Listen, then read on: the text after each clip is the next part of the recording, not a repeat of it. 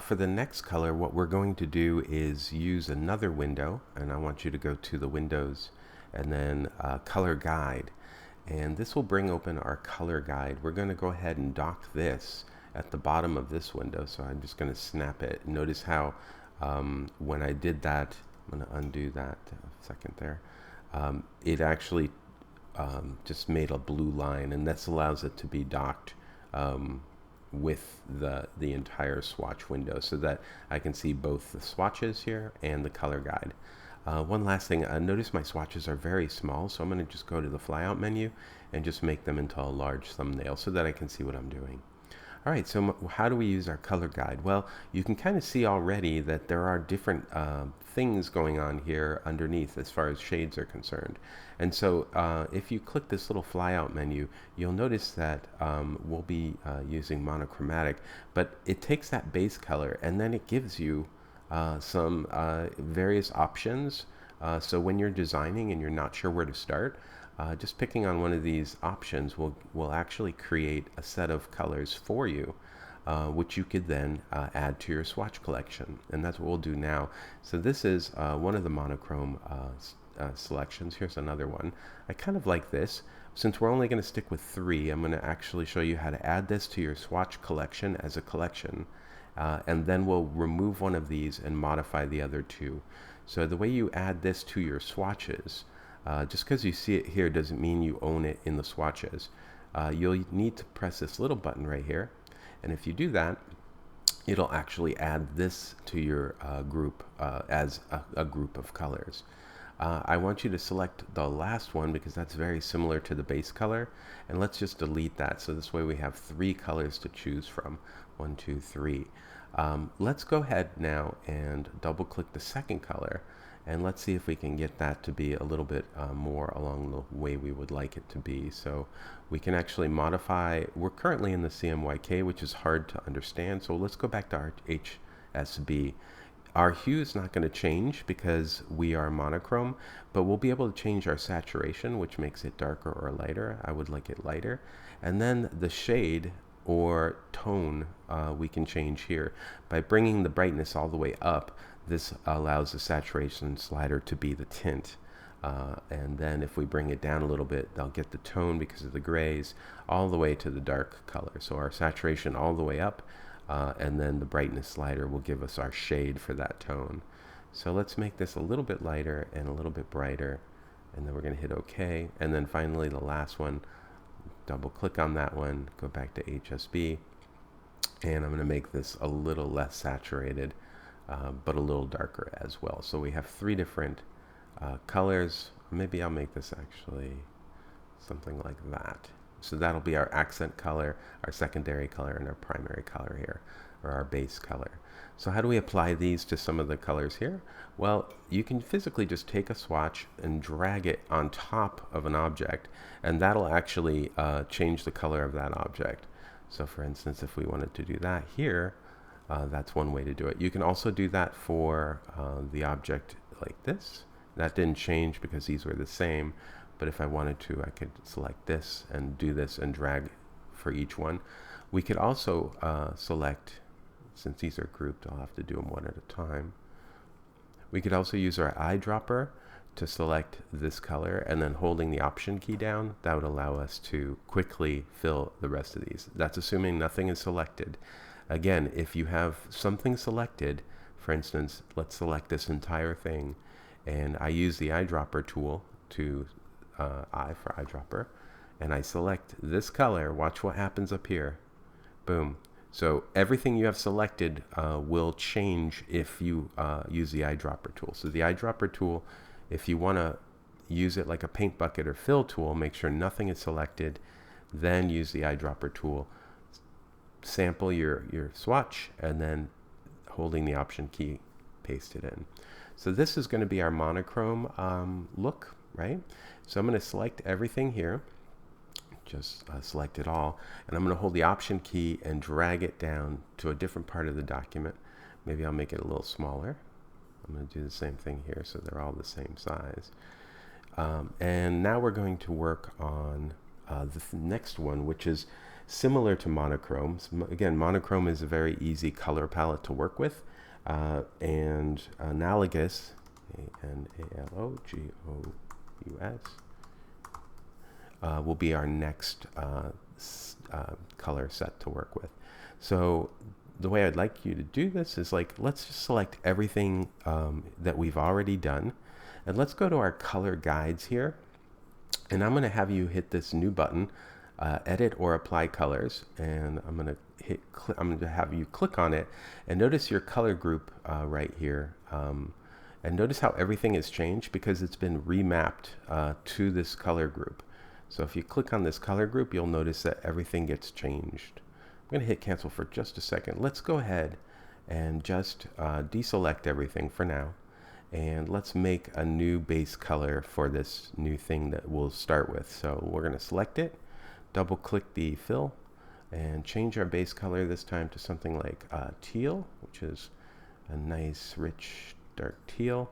We're going to add this swatch to our swatch library, so go ahead and hit the little plus button and call this teal, and now we have that swatch right here. We're going to use this as the base in our color guide, so we're going to go down the color guide, and we're going to select analogous, and this one looks pretty good, but now we're not going to stop here. We're going to click on this little wheel, and then we're going to go to the edit button, and you'll notice on the edit button kind of shows you what that color swatch sample will look like, and you can actually change those elements here dynamically. So you'll notice that you can make this a little darker, you can make this a little, you can spread them out a little bit more or less. So once we've got something that that looks pretty good for the colors here, we get 5 by default. We're going to hit OK, and then we're going to add this set to our our swatch library just with this little button again, and we're going to delete the colors that are a little bit similar. So this one's pretty good. I'm not loving this one, so I'm going to remove that. So this is our analogous color set, and again, so what I could do if I wanted to, by the way, notice that this had been selected the whole time, and so every time I click on something here, it changes this color. So let's put it back to where it was, right? And now deselect just by clicking away.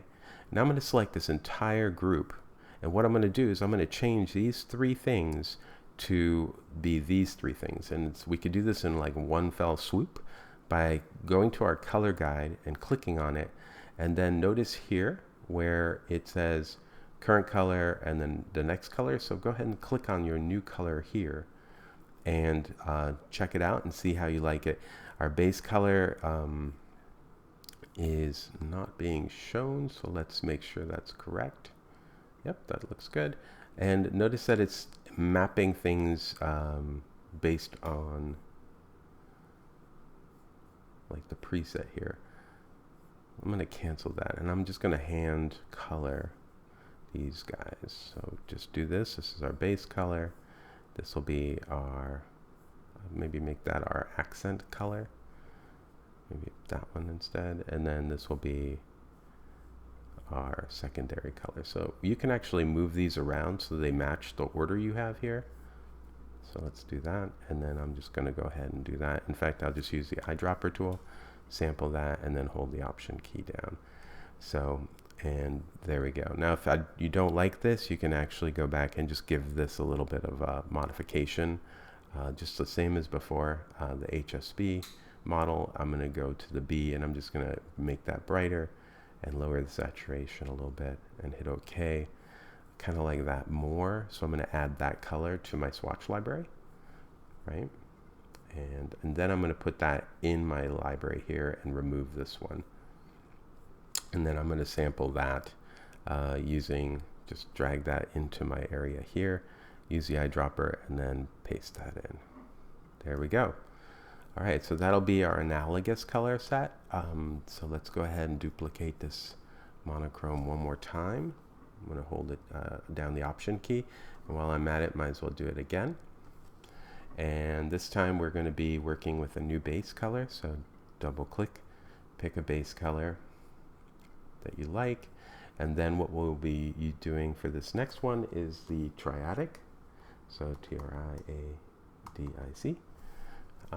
And that'll be the triadic harmony. And this will be a little bit more brighter, more vibrant. So let's see what our base color, let's add this color to our swatches. So it's selected here. So I'm just going to hit the plus button and call this pink.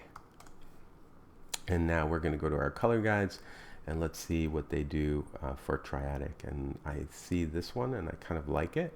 If I wanted to edit this one, I could just go here and go to the edit and then just modify the base as well as some of the others. Now notice it stays in a triadic formation.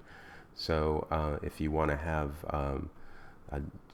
it do something else, you can always unlink these, and then once you've done that, you can actually move these around. So you can really get the exact color set you want. Once you hit OK and say yes, we have now added this to our swatches. Since we only need 3, I'm going to pick the 3 that I think kind of represent the triadic the best in this case, and so I'm going to remove this color with by the trash can, and I think I'm going to remove this one since it's very bright. And so these are the 3 colors that I'll be using. So I'll just go ahead and put them in the right order. And again, I'm going to use the eyedropper tool, I for eyedropper. Select that and then paste, select that, paste, paste, paste, paste, and then select that and paste. And that'll be my triadic. And then finally, complementary is what I will be going for here. So let's just put that in. There we go. And complementary will be the hardest to do because these are going to be on the opposite side of the color wheel. So let's pick a base color, maybe something, double click that, select it once. Let's just double click and let's pick something maybe a little bit more muted as far as the hue is concerned. So maybe something like a nice brown like this. And that's going to be the place that we're going to start. And now we're going to select that, turn it into a swatch. And here's our swatch. And now we're going to go into our color guide since the swatch is selected. And by the way, this is selected. I'm just going to click away from it for a second.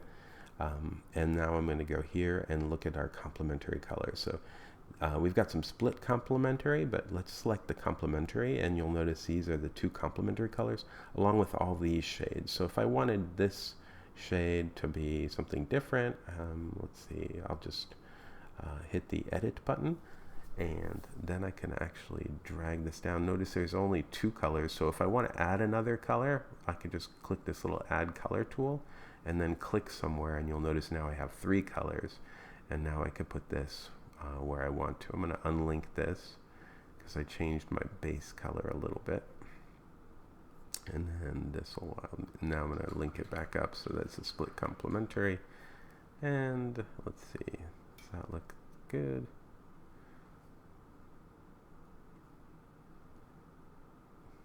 Oops, keep switching that base color. Okay, so we're going to hit OK, going to hit yes, and all of a sudden we have our 3 split complementary. The blue and the brown or the orange are complements, and then this more faded element. And because this is the outlier, I'm going to use this as an accent. So I'm going to order these around in a different way. I'm going to actually do something like this. So this will be how our colors are going to look. So I'm going to select the first one, drag it here, select one, drag it here, and then select the third. And then with the eyedropper tool, I for eyedropper, sample that, paste, paste, paste, paste, and then sample that and paste. And so these are our 4 possibilities using the color harmonies. Hopefully that helps a little bit. We've also worked with the color swatches here, as you can see.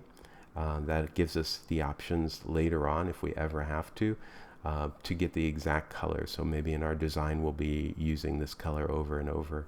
We now know the exact color that it is.